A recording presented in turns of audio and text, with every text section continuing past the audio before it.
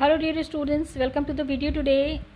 So children, we are carrying on with this first chapter, history, rise of nationalism in Europe, where in the last class we have discussed about the nation state.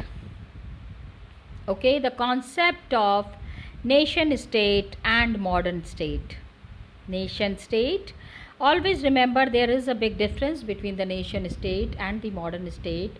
Whatever we have discussed in the last class, I asked you to mark these important points in your book itself, जहाँ पे कि nation state वो था जहाँ की राजाओं का राज चलता था. Nation state, just see multi-dynastic empires. Multi-dynastic. One emperor is there. When he has passed away, his son would be taking over, and then different places were ruled by different kings. ये जो राजाओं का राज था, this was called as multi-dynastic. बहुत तरीके के राजा महाराजा थे. Many kinds of kings were there. So multi-dynastic, for that reason it is termed as the multi-dynastic. And state क्या है, modern state में क्या है, there is centralized power. Sovereign control was there over a clearly defined territory. पता होना चाहिए पहले राजा महाराजा क्या थे. They used to keep on extending their empire. अपना एम्पायर बढ़ाने के चक्कर में many a times it has happened that they used to be very strict towards certain rulers, towards certain systems, and that is what the kings used to the kings used to have lot of wars. Remember कितने सारे wars होते थे. And these systems that existed had led towards a practice of modern states जिसमें कि there is a complete control over a clearly defined territory. Sovereignty is practiced. Sovereign, everybody is equal, equality is practiced.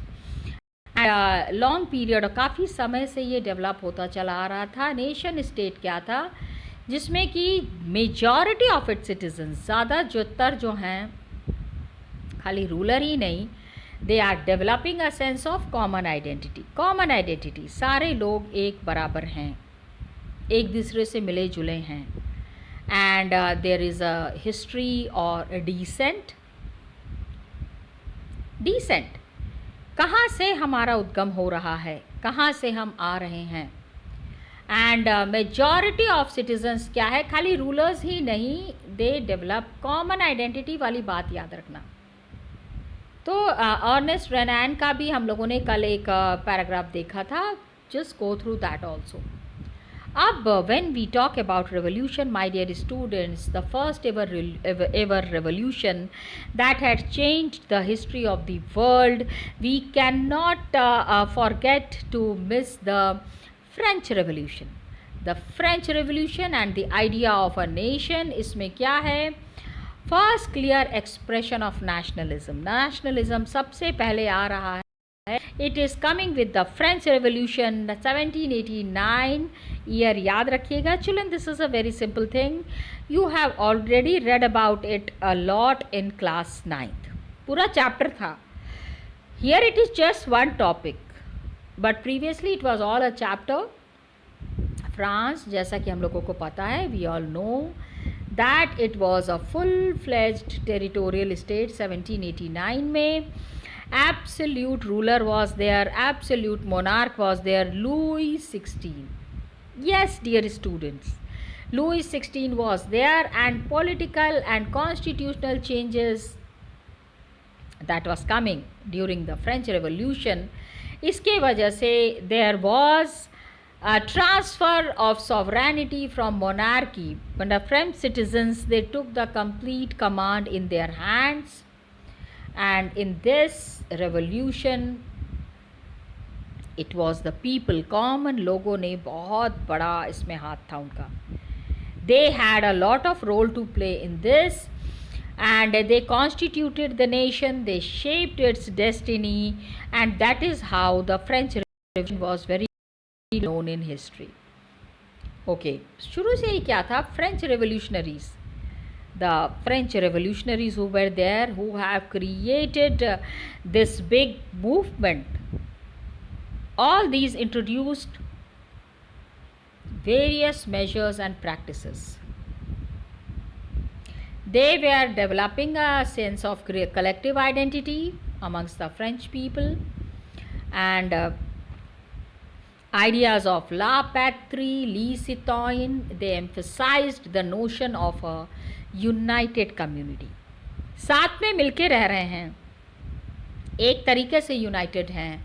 They are enjoying equal rights under a constitution. There is a constitution जिसमें कि they were enjoying equal rights. Now please understand, this is a very frequently asked question for both measures and practices that created a sense of collective belonging. लोगों के अंदर में ये collective belonging का idea कैसे आया? We need to talk about this amongst the French people. And इसमें सबसे पहला था ideas of la patrie and le citoyen. La patrie is the fatherland and le citoyen is the citizen. कि एक ही कंट्री को बिलोंग करते हैं. La patrie, citoyen means we are the citizen of the same country. तो united community was there, equal rights were there, constitution was there, and a French flag, a tricolour was chosen. पहले का जो the royal standard the kings use to follow, that was changed. And another important thing is that French flag was invented. Now पहले जो राजशाही ठाट बाट का जो झंडा था उसको हटा के लोगों ने वहाँ पे क्या लगा दिया? They have put the French flag. And States General was elected. Active citizens were there. इन लोगों ने मिलके States General को elect किया. They elected the States General. What was that? जिसमें कि the complete decisions were taken by common people. आम आदमी के हाथ में ही सारा डिसीजन था. तो States General that was elected, active citizens were there, and States General को बाद में क्या नाम दिया गया? It was renamed as National Assembly. National Assembly. Okay? Unity लाने के लिए तो कितनी सारी चीज़ें की गई. Look at the kind of things that was done.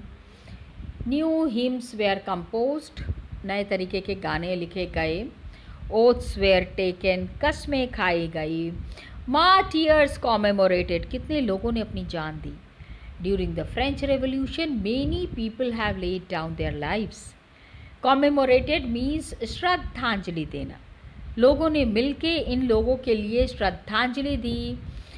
Martyrs were commemorated, and all in the name of the nation. देश के नाम पे लोगों ने अपने आप को कुर्बान कर दिया. कोई ने देश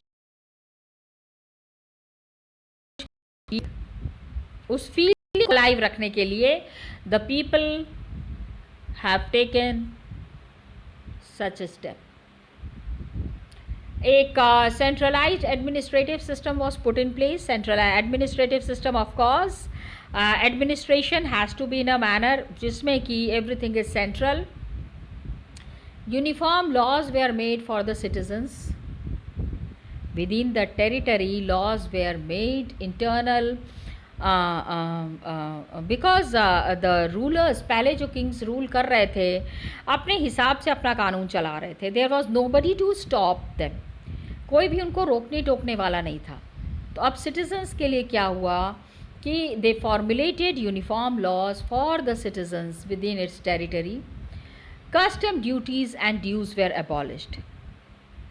ठीक है, कस्टम ड्यूटीज़ जो टैक्सेस लगते थे मूवमेंट ऑफ गुड्स के लिए. The goods use to move from one place to, एक जगह से दूसरी जगह अगर सामान ले जाना है उसके लिए the taxes that use to be there वो ख़त्म कर दिया गया. Internal customs and duties were abolished. There was uniform system of weight and measure. 1 kilo चावल हैम्बर्ग में था एंड 1 किलो चावल न्यूरेमबर्ग में उसका मेजरमेंट अलग था. तो पीपल यूज टू फील कि at least weights and measure should be uniform. उसमें तो नहीं होना चाहिए. There can not be differentiation. अगर उसमें यूनिफिकेशन नहीं होगा और if the people are not talking in a unified manner, then that is a problem. And regional dialects जो the people used to speak different languages in different region, उसको ख़त्म किया गया. It was discouraged and French, ठीक है, it was wrote and written in Paris. It was spoken and written in Paris. Paris में जो language लोग बोल रहे थे, the whole world, in fact the whole of France wanted that the same language should be spoken by the people around. So it was the common language of the nation. Common French, जिसको देखो everybody and anybody was talking in the French language. अब क्या हुआ? Revolutionaries were there. All these revolutionaries. Acha, this question again I am telling you, my dear, please prepare this question for 5 marks. How did the French revolutionaries create a sense of collective belonging? French people के बीच में collective belonging का एक idea कैसे develop हुआ? How did the French people develop the idea of collective belonging? All the points that we have discussed, ये सारे ही points आपको देने, इसमें से कोई भी छूट जाएगा ना तो आपके नंबर कट जाएंगे, ये याद रखिएगा. तो you need to mention about all these points in this answer. Next question, very important, is that French revolutionaries said that we have to liberate the peoples of Europe. आज़ादी दिलानी है, liberate, ठीक है, all the people of Europe from despotism. Now please try to understand despotism. Despotism is अत्याचार की हद, बहुत ज़्यादा, जहाँ पे किसी को मारते पीटते हैं and treating very badly. That is the concept of despotism. People of Europe were very much to liberate the peoples of Europe from despotism. They helped other people of Europe to become nations. France ने शुरू किया, बाकी के Nations में भी बहुत सारी turmoil था, उथल पथल मची हुई थी. तो दे गेव द आइडिया कि किस तरह से कॉन्स्टिट्यूशन बनाना है एंड किस तरह से अपने आप को फ्री करना है. Got it children? Yes.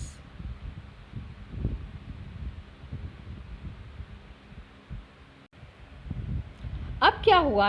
Second question note करो. ये तो हो गया द होल वर्ल्ड, पूरी फ्रांस को, पूरे यूरोप को राजाओं के राज से फुर्सत दिलानी है, फ्रीड करना है. अब फ्रांस की जो खबर थी, all this news of France reached the different cities. अलग अलग सिटीज़ में फ्रांस की खबर पहुंच रही थी. And the students were there other members of educated middle classes, they began setting up Jacobin club. They were the ones who started the Jacobin Club. एक club बनाया और ये they declared that they are the revolutionaries. More and more people from the lower categories, they started joining this club, and their activities and campaigns, इसके वजह से क्या हुआ? There was a complete way. French army जो हैं, they moved into Holland, Belgium, Switzerland. अब army was very enthusiastic, and with their enthusiasm they started moving to Holland, Belgium, Switzerland.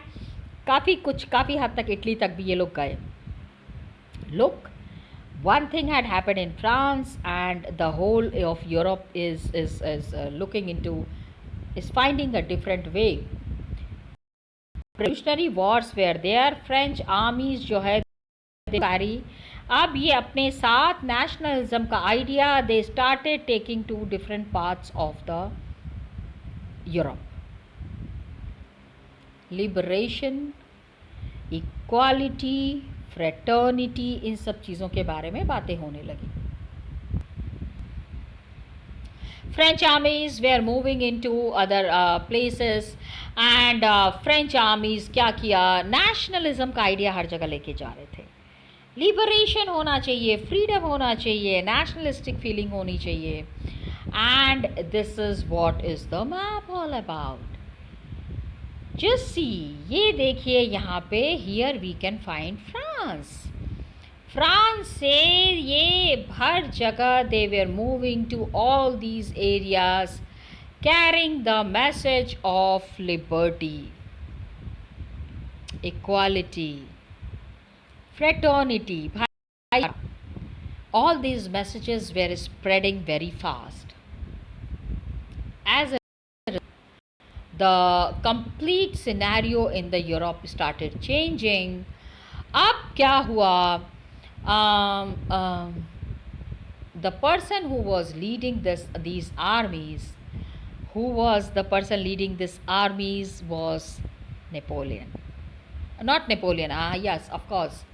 Just see here, Napoleon, with a wide swath of territory that came under his control. Napoleon जो है, many reforms he started introducing, which he had already introduced in France.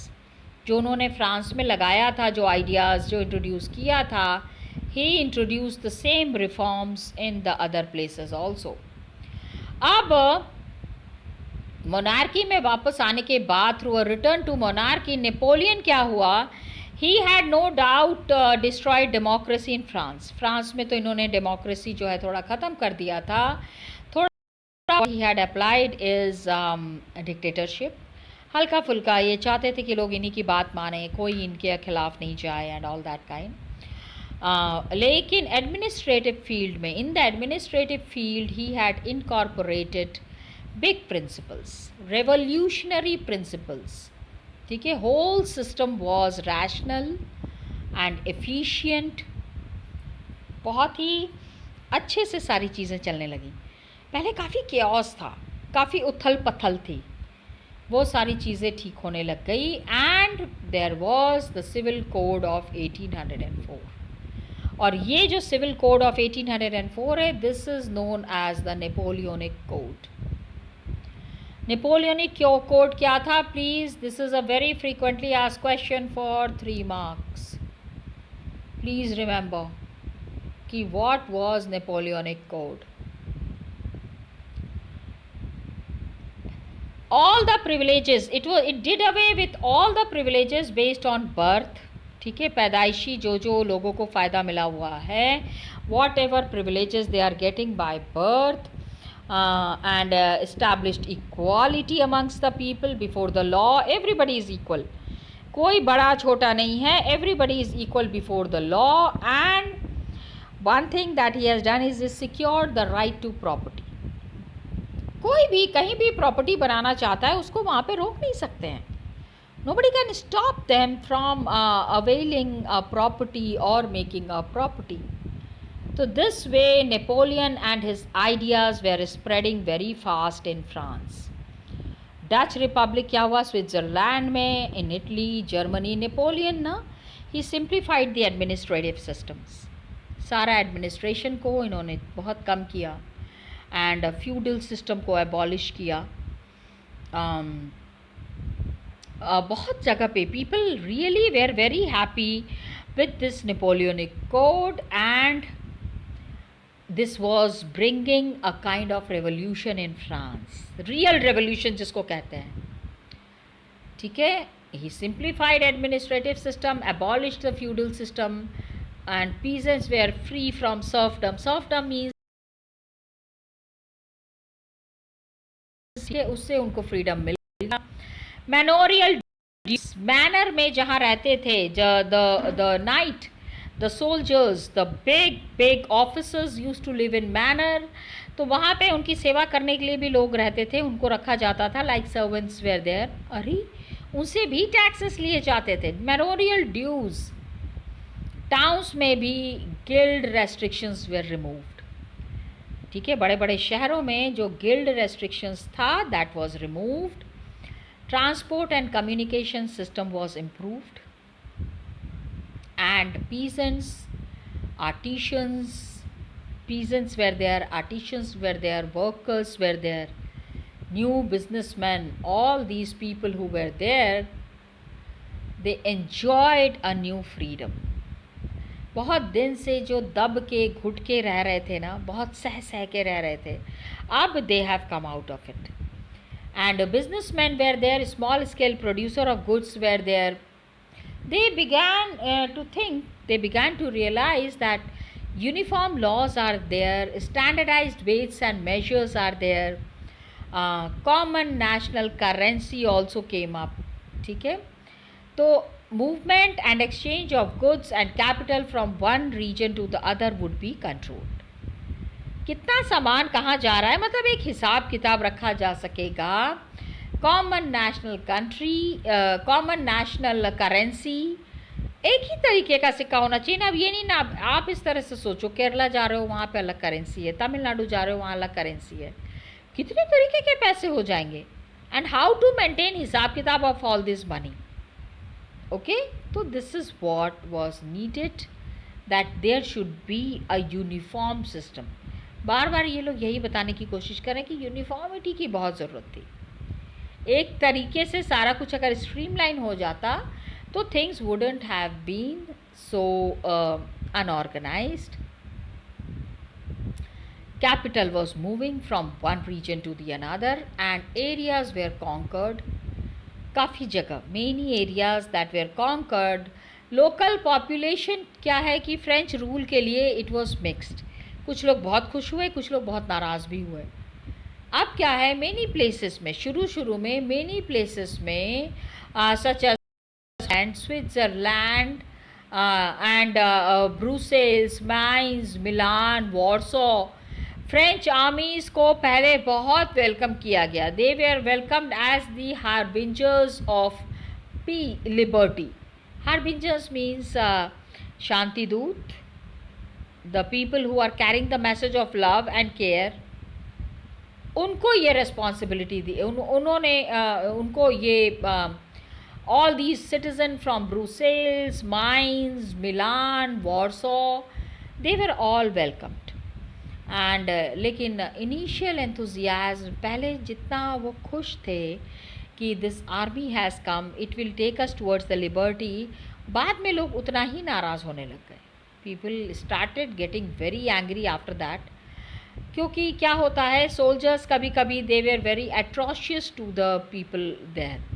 खाना चाहिए तो खाना चाहिए, वैसे अच्छा soldiers अपने बल के दम पे इन लोगों को परेशान करने लगे. तो इसके वजह से क्या हुआ कि there were arrangements did not go hand in hand with political freedom. Increase taxation, censorship, forced conscription in the French armies that required to conquest the rest of Europe. Okay? Understand? इस चीज़ से लोग परेशान हो रहे थे. देखो समझो, जिन लोगों ने once upon a time Napoleon की आर्मी को वेलकम किया था, सडनली ऐसा क्या हो गया कि वो नाराज़ हो गए क्योंकि टैक्सेस बढ़ गए थे. इंक्रीज टैक्सेशन, सेंसरशिप, आप कुछ भी नेपोलियन के खिलाफ छाप नहीं सकते हैं, नेपोलियन के खिलाफ कुछ भी बोल नहीं सकते. And everybody has to just follow the orders, खाली ऑर्डर्स को फॉलो करना है. French armies were required to conquer the rest of the Europe. ये ऑल जो है, this all seem to outweigh the advantages of the administrative changes. जो changes किया, लोगों को उसका फ़ायदा कम, नुकसान ज़्यादा महसूस हो रहा था. ओके, ये आगे हम इस चीज़ को और भी डिटेल में अभी देखेंगे.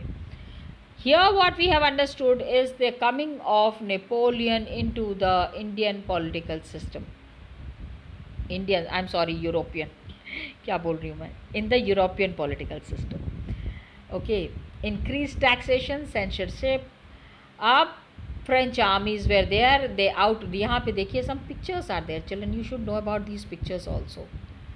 Just see the courier of Rhineland loses all that he has on his way home from Leipzig. लिप्सिक से जब ये आ रहे हैं, नेपोलियन ये है ना, he is represented as a postman, कि बड़ा शांति दूत बन के आए थे, शांति का मैसेज फैला रहे थे, लेकिन ऐसा कुछ हुआ नहीं. It did not happen like that. तो जितना भी उन्होंने टेरिटरीज कमाई थी, which ever territories he has one over is following one by one. Got it? So here children, यहाँ पे आप थोड़ा सा नेपोलियन की पॉलिसीज़ को समझिएगा. यहाँ से we will be carrying on the next topic in the next class. Okay, thank you children and all the best to you.